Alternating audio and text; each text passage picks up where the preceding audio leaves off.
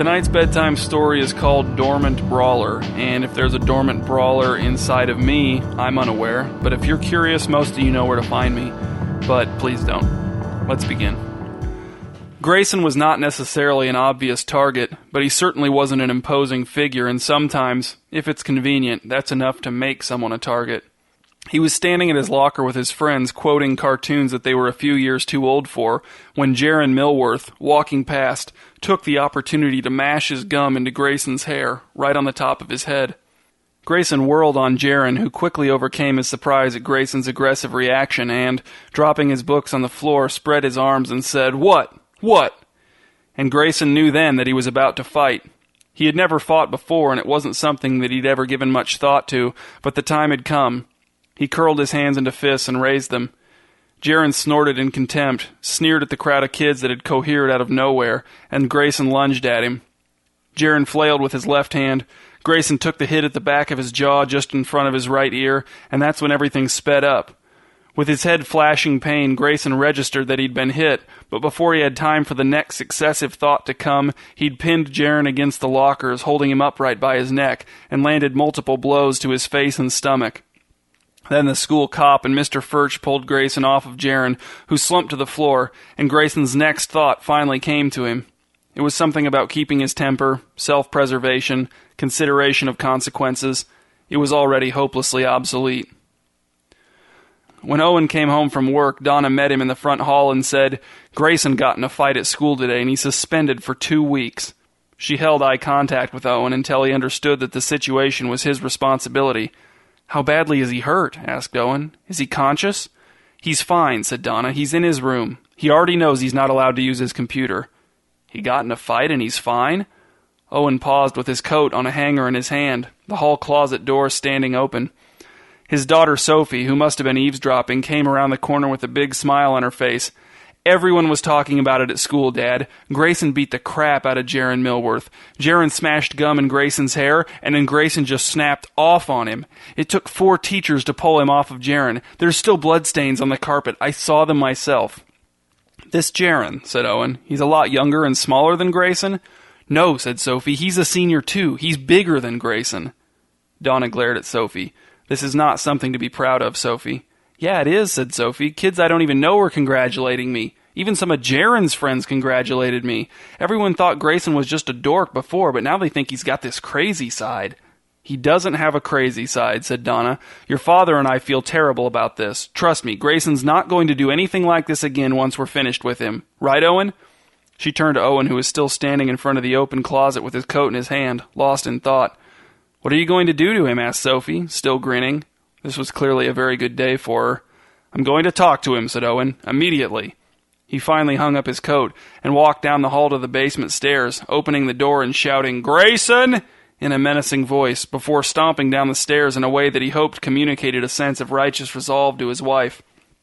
He knocked once on Grayson's bedroom door and then stepped inside, closing the door behind him. Grayson's windowless room was clean and orderly as always. He was lying on his bed and wearing headphones, drumming on his chest along with the music. When he saw his father, Grayson heaved a sigh and after a long moment took the headphones off and sat up on the edge of his bed.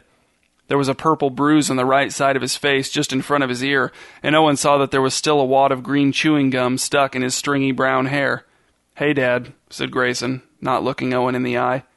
"How are you feeling?" asked Owen. "I didn't want to get in a fight," said Grayson. "I just went berserk. It was weird." Owen nodded. "You weren't scared of getting hurt?" "No, I was just mad. I just wanted to punch Jaren. I didn't think about what would happen to me."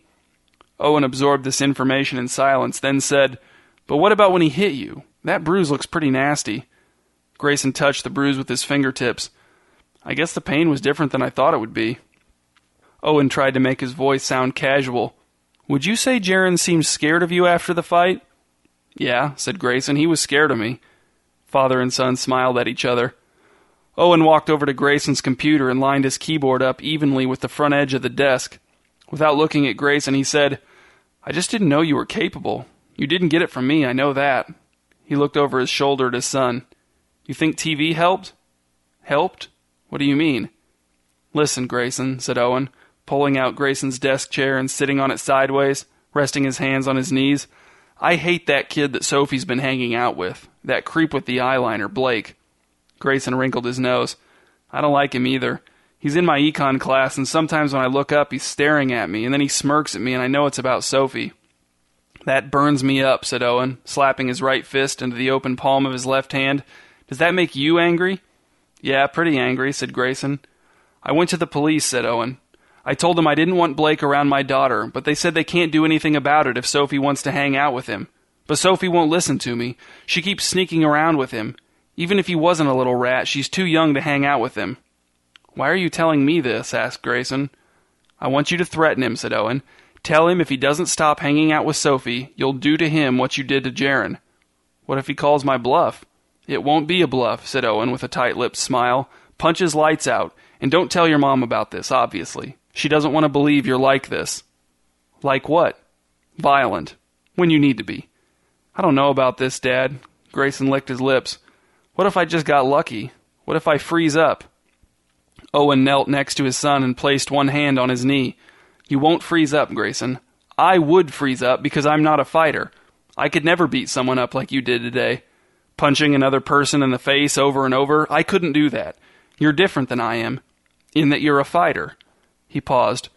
Or you're the closest thing to a fighter this family's got anyway. He clapped Grayson on the knee and stood up.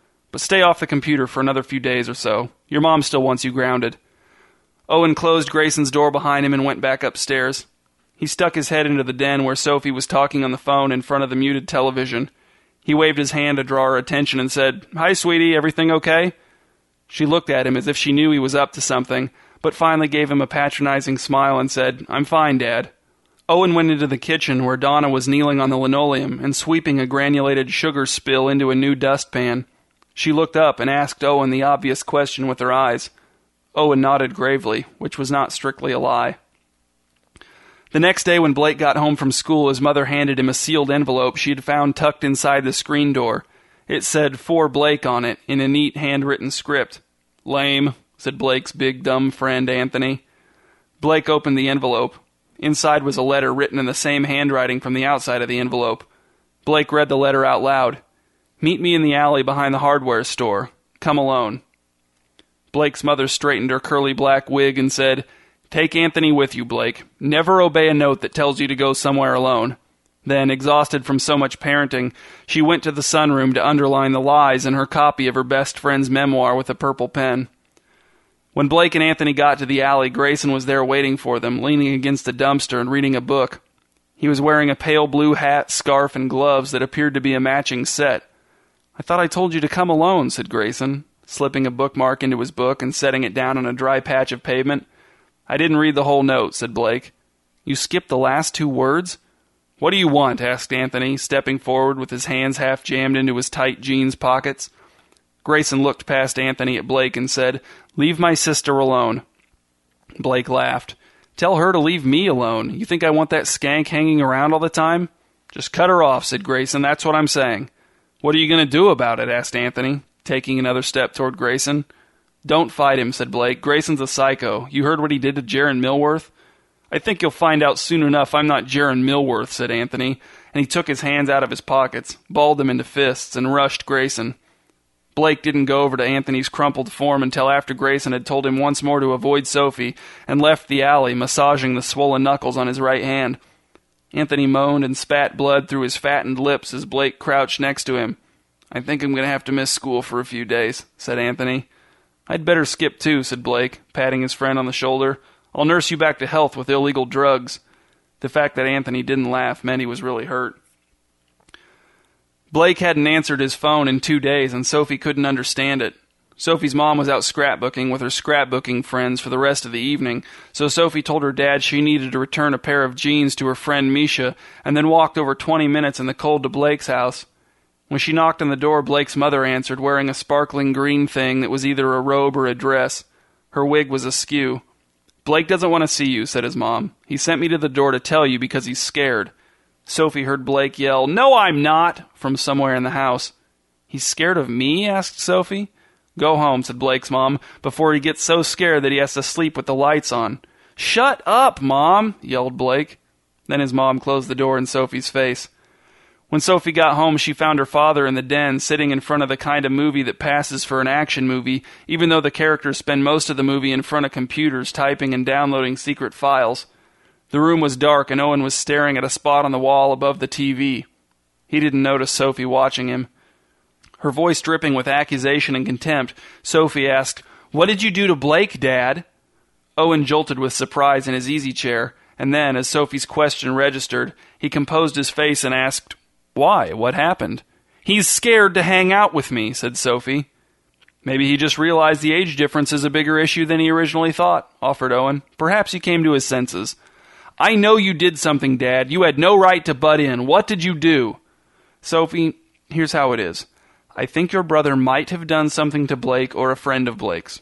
Grayson's figuring some things out about himself right now. He's experimenting in a way, and no one really knows how it's going to turn out." Sophie covered her mouth with her hands, her eyes wide with shock. "Grayson beat up my boyfriend? You told him to, didn't you?" "That worthless punk is not your boyfriend, and I'm not sure exactly what happened," said Owen. "I just asked him to have a word with Blake. If someone got beaten up, I'm sure he or she had it coming." "Grayson!" shouted Sophie, stomping out of the den and into the hallway toward the basement stairs. "Grayson, what did you do?" "Sophie!" She turned around and saw her father standing in the doorway to the den. "I would advise you," he said, "not to upset your brother." Sophie stared at her father and, in the light of the hallway, she noticed his split lower lip and the white butterfly bandage on his chin for the first time. He hadn't been injured when she'd left for Blake's house. Sophie couldn't read her dad's face. It was a jumble of pride and embarrassment and satisfaction and fear, and she didn't know what else. She stood at the top of the stairs and looked down into the dark basement. All she heard drifting up to her were the tinny sound effects of Grayson's computer game. "I thought he was grounded from his computer," whispered Sophie. Even though Owen answered in a whisper, it seemed to echo in the hallway. He was.